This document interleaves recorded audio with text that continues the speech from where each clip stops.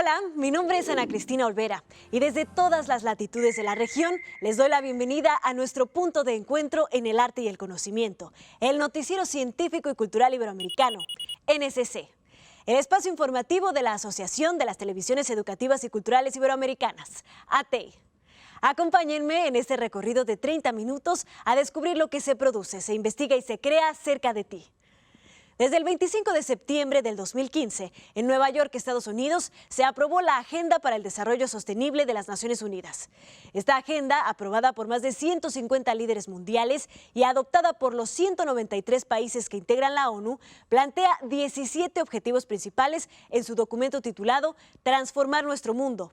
La Agenda 2030 para el Desarrollo Sostenible. Con estos objetivos se busca combatir la pobreza, luchar contra la desigualdad para lograr mejores condiciones de vida, así como hacer frente al cambio climático para reducir sus efectos para el 2030. Vamos a Uruguay, donde Rebecca Greenspan, la secretaria general iberoamericana, habló al respecto. Para Rebecca Greenspan, titular de la Secretaría General Iberoamericana, la Agenda 2030 acordada por las Naciones Unidas en 2015 es uno de los esfuerzos más ambiciosos que alguna vez se haya planteado la humanidad. Este es el fruto del acuerdo de todos los países del mundo y de una consulta que muchas veces esto se nos olvida. Para la negociación de los Objetivos de Desarrollo Sostenible, las Naciones Unidas hicieron la consulta ciudadana más amplia que alguna vez hayan hecho en su historia. Participaron más de 10 millones de personas. La economista participó junto a miembros del gobierno uruguayo y representantes de organismos internacionales en el Foro Iberoamérica y la Agenda 2030, miradas diferentemente iguales del desarrollo sostenible. Según la costarricense, la Agenda 2030 reconoce a todos los países como en vías de desarrollo, ya que no hay ningún país del mundo que cumpla al mismo tiempo con los 17 Objetivos de Desarrollo Sostenible. Es la única narrativa que nos llama a una cooperación global y que de alguna manera rompe esas otras narrativas de fragmentación y de confrontación. Greenspan emprendió el pasado 27 de julio una visita por Sudamérica, que incluyó también a Chile y que ahora pasa por Uruguay, país en el que permanecerá hasta el próximo viernes. De acuerdo con la Federación Internacional de Robótica, un robot de servicio es aquel que realiza tareas útiles para humanos o equipos, excluyendo aplicaciones de automatización industrial. Normalmente podríamos pensar que este tipo de robots podrían ser utilizados solo para realizar actividades repetitivas, sucias o peligrosas, pero no solo eso. La asistencia robótica también puede ser utilizada en la educación, como China lo demuestra en la siguiente nota.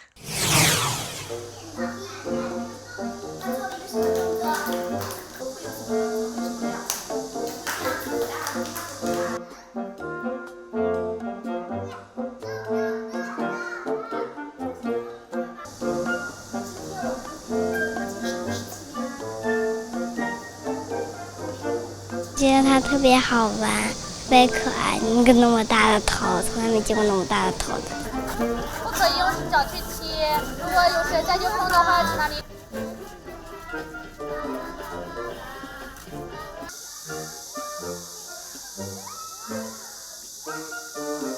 而教学本身，尤其在低幼阶段，它必须是充分的人传人。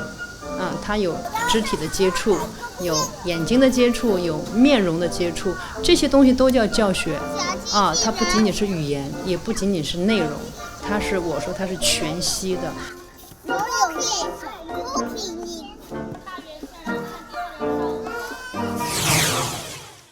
La Asamblea General de la ONU proclamó desde el 2012 al 21 de marzo como el Día Internacional de los Bosques.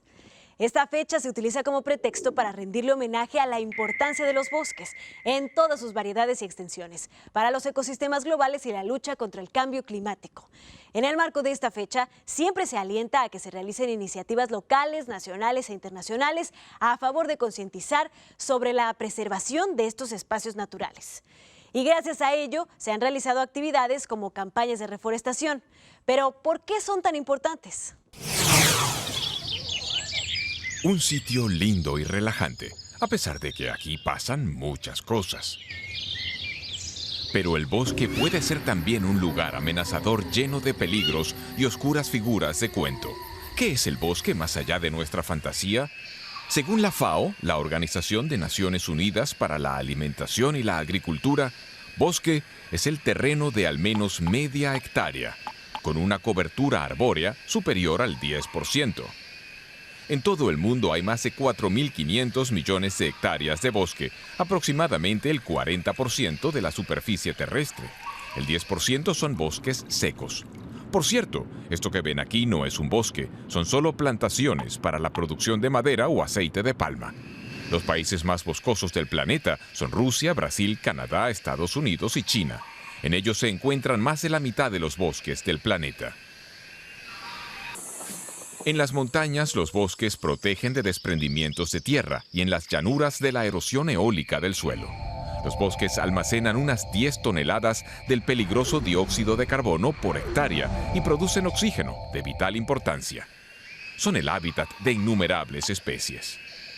Las hojas, agujas y ramas de los árboles absorben una gran cantidad de agua. Una parte se guarda allí y el resto del agua que llega al subsuelo queda además filtrada. Muchas personas viven de los productos del bosque, de la madera, frutos y plantas medicinales. Desde hace décadas se pierde más bosque del que se regenera. Los daños causados por el cambio climático, las plagas o el fuego son mucho menores de los que provoca el ser humano con la tala de bosques para ganar terreno cultivable. La desaparición de los bosques antiguos de gran biodiversidad es una catástrofe. La ciencia ha descubierto que precisamente estos bosques absorben de forma continua dióxido de carbono, un gas de efecto invernadero, incluso en condiciones de oscilaciones climáticas. De modo que el bosque es por diferentes motivos un espacio en el que podemos sentir con especial intensidad lo hermoso que es vivir. Es mucho lo que está en juego. Se estima que el tabaco es una planta originaria de la cuenca del Valle de México, desde donde se esparció su uso principalmente ritual y medicinal al resto del continente americano desde mucho antes de la llegada de los españoles. Fue hasta el siglo XV y XVI que su uso se extendió primero a España por parte de los colonizadores que volvían a la península ibérica y posteriormente al resto de Europa y el mundo. Actualmente es uno de los productos botánicos más consumidos a nivel mundial. Y eso genera problemáticas a ser resueltas, como la búsqueda de la salud de las plantas para que tengan un óptimo desarrollo y cumplan los estándares de calidad que la industria tabacalera demanda. El falso orobanque es el nombre de una enfermedad que ataca al tabaco y que se conoce desde el siglo pasado. Sí, esta es una enfermedad antigua, se conoce desde el año 1927. En Estados Unidos, luego se informó en Italia, se ha informado también en Turquía, en Sudáfrica y en la región de Latinoamérica, fundamentalmente en países productores de tabaco tales como Cuba, Honduras, Nicaragua, Guatemala, Venezuela. Hay también presencia de esta enfermedad y se ha reconocido así. Esta enfermedad tiene características específicas que provocan que la planta de tabaco no crezca ni se desarrolle de forma óptima. La enfermedad tiene, digamos, como característica fundamental que esa proliferación de brotes y tumores en las raíces afecta la nutrición de la misma planta y por esto causa fundamentalmente lo que viene siendo raquitismo y enanismo para las plantas. Y esto conlleva pérdidas económicas también.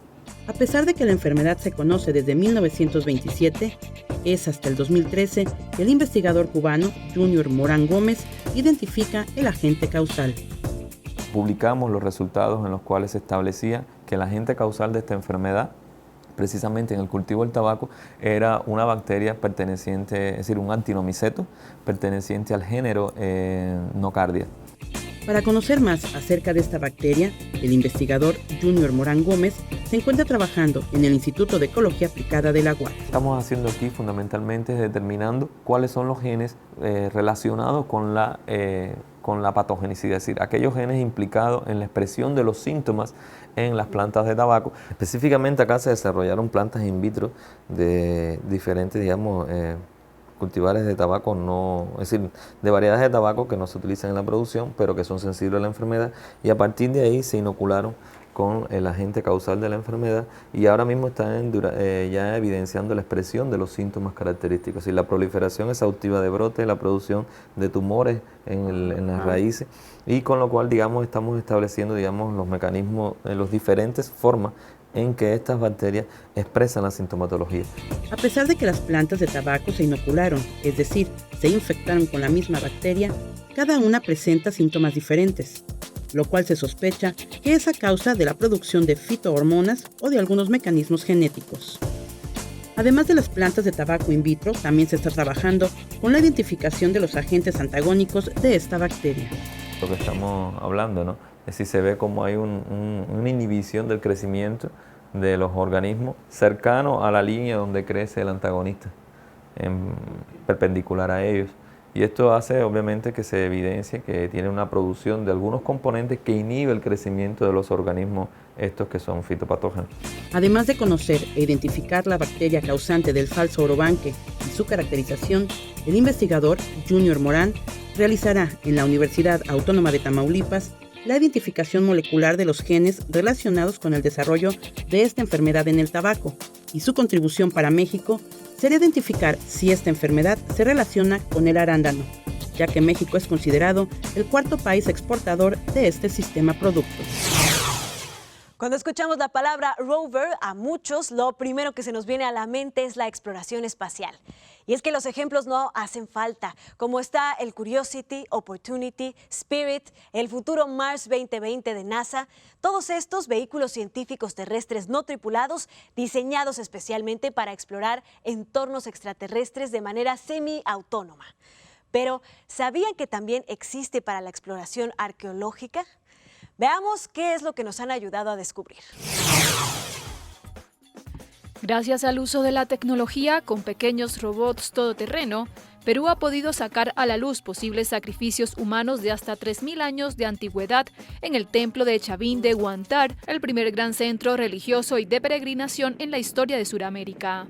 Los Chavín Rover, como fueron bautizados por el equipo de arqueólogos, son estos vehículos de tracción en las 4 ruedas dirigidos por control remoto y equipados con cámaras y sistema de iluminación que llevaron a descubrir por primera vez entierros de la propia época Chavín, milenarias escenas funerarias intactas de los mismos hombres que construyeron el templo, algo de lo que no existía registro. El arqueólogo estadounidense John Rigg, director desde hace casi 25 años de las excavaciones que financian el Ministerio de Cultura de Perú, la Universidad de Stanford en Estados Unidos y la minera Antamina, nos cuenta lo interesante de este descubrimiento. Otra cosa de gran importancia para mí es que encontramos los primeros entierros de individuos humanos en el monumento de Chavín, resolviendo en parte un gran misterio de dónde enterraban los chavines sus muertos. Bueno, no creo que de costumbre enterraban en galerías, pero de vez en cuando lo hicieron. El especialista está convencido de que puede encontrar al menos otros 3 entierros más, pues tiene ubicadas sendas galerías similares a estas, situadas entre el costado izquierdo del Templo Mayor y la Plaza Redonda del complejo, declarado Patrimonio Cultural de la Humanidad en 1985 por la UNESCO. Hasta ahora hay identificados 36 túneles o pasadizos que van bajo tierra y se comunican entre sí, pero el mapa de este laberinto está incompleto y para el director de las excavaciones todavía hay siglos de trabajo en estas ruinas, donde aproximadamente cada 300 años se construían nuevos pasadizos unos sobre otros. Factores como el cambio climático, la sobrepoblación, la inequidad social y el desgaste de los recursos naturales son principales motores de iniciativas que buscan impulsar un cambio en la economía global, con un enfoque colaborativo antes que competitivo. Una de estas iniciativas es Sistema B, una red a la que ya pertenecen muchas empresas de América Latina y que busca una economía más sustentable. Veamos un ejemplo en Chile de estas empresas. La entrada en vigencia de una ley que prohíbe la entrega de bolsas plásticas a los clientes en los locales comerciales chilenos y el creciente impulso de la industria del reciclaje han convertido a Chile en un país pionero en América Latina en el manejo responsable de los desechos. La compañía chilena Triciclos, la mayor empresa de reciclaje y control de residuos en América Latina, cuenta con más de 350 puntos limpios desplegados en Chile, en los cuales se reciben 20 materiales distintos. Necesitamos empezar a desarrollar soluciones más locales en términos de reciclaje o empezar a desarrollar empaques o productos que tengan efectivamente resuelta su círculo en un ambiente más regional, más local. Triciclos es una empresa que factura anualmente unos 450 millones de dólares y se convirtió en la primera fuera de América del Norte en recibir la certificación de Empresa B, asignado a entidades con fines de lucro que siguen rigurosas normas sociales y ambientales. Probablemente somos en Chile, desde luego, la empresa que maneja más puntos limpios, que son estos espacios de comunicación, de educación, al mismo tiempo de gestión de residuos. Estamos también, además de Chile, estamos en Brasil, estamos ahora abriendo también en Colombia y Perú. Con nuestro trabajo con las empresas, incluso hemos llegado a otros países ya. Hace algunas semanas entró en vigencia en Chile la ley que prohíbe la entrega de bolsas plásticas a los clientes del comercio, una normativa sumamente efectiva en la comunicación con el consumidor, ya que se involucra en la solución del problema. Chile se convirtió en el primer país de América Latina en prohibir las bolsas plásticas en todo el comercio nacional. Con información de la oficina en Santiago, Chile, Noticias Xinhua. De acuerdo con la UNESCO, en países de ingresos medios y bajos, las cifras de embarazos no deseados entre jóvenes de 15 a 19 años rondan el 25% del total de esta población. De estos, la región de África subsahariana tiene la tasa de fecundación más alta, con 103 nacimientos por cada 1.000 niñas de 15 a 19 años. Seguida de América Latina, con 64.57 nacimientos por cada 1.000 niñas. Estos problemas encuentran su raíz en que muchas veces la educación sexual y el uso de anticonceptivos siguen siendo temas tabú rodeados de muchos prejuicios, principalmente entre los sectores más marginados de la población mundial. ¿Qué se está haciendo para remediar esta problemática? Como cada semana, Angélica y sus compañeras montan este puesto en un mercado popular del Estado de México para informar a jóvenes sobre el uso de anticonceptivos. No saben el uso correcto ni del condón masculino. Entonces, regularmente su inquietud es esa. ¿Cuáles son los métodos anticonceptivos que existen? ¿Cuál es, por ejemplo, el uso del condón femenino? Que en mayoría es el desconocimiento del condón femenino, dónde lo pueden comprar. Según datos oficiales, solo la mitad de los adolescentes mexicanos se protege en su primera relación sexual. En su mayoría, un 28%, porque desconocía los métodos, cómo obtenerlos o usarlos. Porque no los conozco y por pena principalmente. No se muestra mucho de manera explícita cómo usarlo. Dicen que no es lo mismo con el condón, por eso casi no muchos lo utilizan. Por esa falta de información y dificultades de acceso, México es el país de la OCDE con mayor índice de embarazo adolescente. Una problemática que afecta a toda Latinoamérica. Según la ONU, la segunda región con más embarazos adolescentes y la única en la que aumenta el embarazo en menores de 15 años.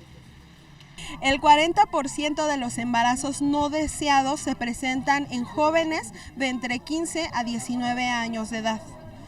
Esto es a causa de los tabús. Motivos culturales y falta de una política de educación sexual en la región conducen a que un 40% de las mujeres latinoamericanas no tenga acceso a la prevención de embarazos, según federaciones ginecológicas.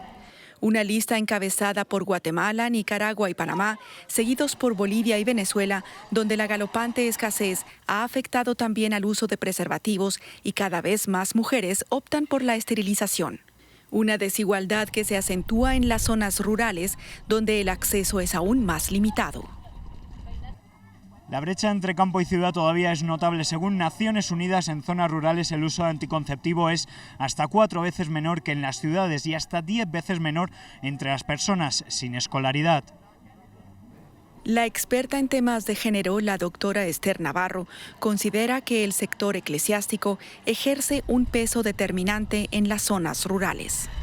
Todavía hay restricciones de usos y costumbres con esta intervención de la iglesia. Es también esta cuestión cultural de decir, bueno, la que se embaraza es la mujer, la responsable es exclusivamente la mujer, y entonces dejan de lado totalmente la participación masculina.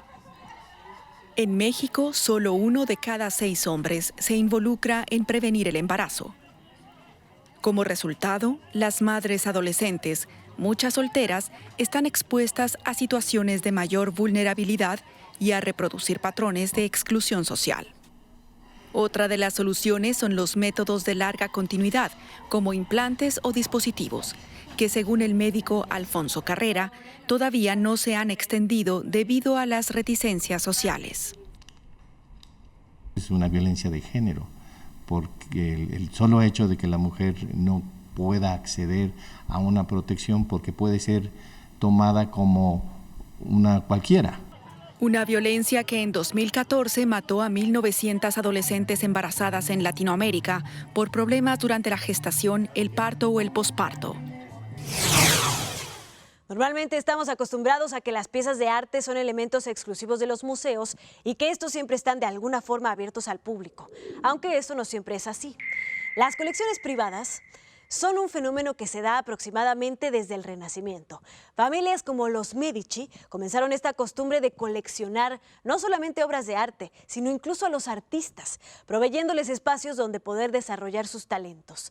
En la actualidad, muchas de las colecciones privadas suelen ser exclusivas y muy limitadas al público en general, pero existen algunas excepciones, como la que veremos a continuación en Honduras.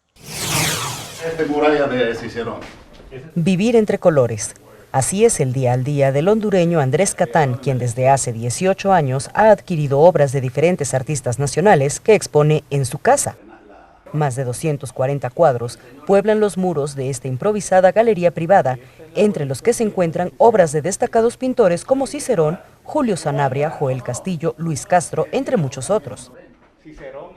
Sin embargo, el coleccionista ha considerado la idea de vender o incluso donar parte de su colección para darle una mejor conservación y cuidado a los lienzos.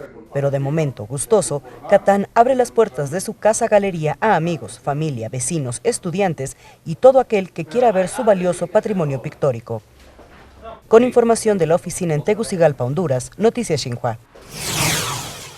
Desafortunadamente, casos como los de la familia Medici, que acogieron en su seno a artistas para fomentar su obra y les quitaron las preocupaciones materiales, no han sido la norma en el desarrollo del arte a lo largo de la historia. Existen casos tan famosos y emblemáticos como el del mismo Wolfgang Amadeus Mozart, que en la última etapa de su vida pasó por dificultades económicas consecuencia de la guerra entre Austria y Turquía de 1787 a 1792, ya que la aristocracia que lo financiaba utilizaba su dinero para financiar la guerra. Aún así, el último año de su vida fue uno de los más productivos en su obra musical, demostrando que a pesar de las dificultades, el talento y la voluntad pueden ser dos herramientas para vencer la adversidad.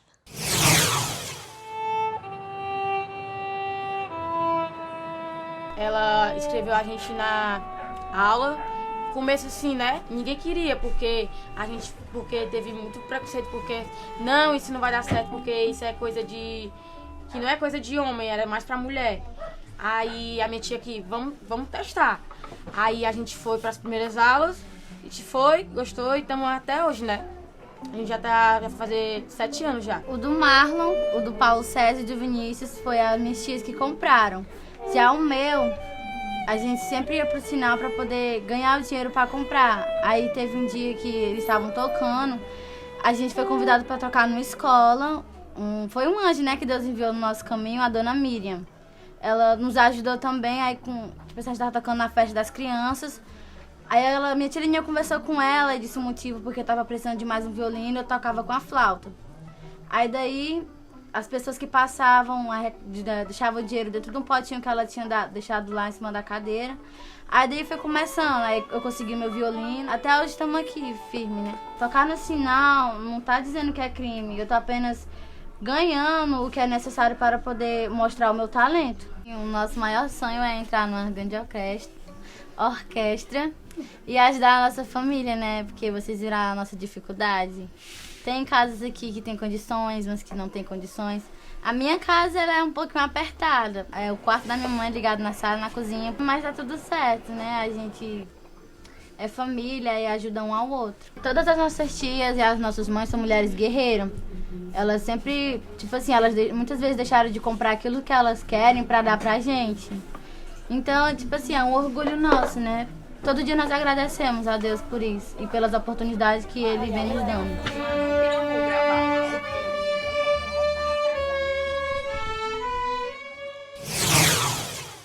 Gracias por habernos acompañado en este viaje informativo del Noticiero Científico y Cultural Iberoamericano, NSC. Este espacio de encuentro no sería posible sin la colaboración y plataformas de los socios de ATEI y las agencias informativas Notimex, AFP, EFE, Xinhua y la Deutsche Welle. Si quieren saber más, podemos estar comunicados a través de la web en noticiasnsc.com y las redes sociales, en Twitter, Facebook e Instagram como @NSC Iberoamérica. Yo soy Ana Cristina Olvera y los espero en una próxima emisión.